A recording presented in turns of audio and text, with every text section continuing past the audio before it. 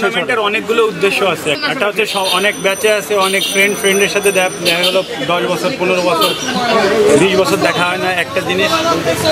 আর একটা বিষয় হচ্ছে যে এই যে জুনিয়র ব্যাচটা যারা আছে তারা অন্তত মাঠমুখী হলে হবে কি যে আমাদের এখানে মাদক বা বিভিন্ন অসামাজিক কাজ থেকে দূরে থাকা, খেলাধুলাই একমাত্র পারে যে সব কিছু থেকে দূরে রাখতে। এই সব কিছু মাথায় রেখে তারপরে একটা এন্টারটেনমেন্ট, ঈদের সময় সবার ছুটি থাকে 3-4 দিন, ওই টাইমটা এন্টারটেনমেন্ট করা। বয়েজ স্কুলে ম্যাক্সিমাম এখানে বয়েজ স্কুলের স্টুডেন্টরাই বেশি, আর অন্যান্য স্কুলের ব্যাচ থেকে হয়তো বা 3-4 জন করে আছে যারা খেলছে। তো সব কিছু মিলে একটা কম্বিনেশন করে টুর্নামেন্টটা, এটা ইনশাল্লাহ সামনের বছর আরও বড় করে হবে।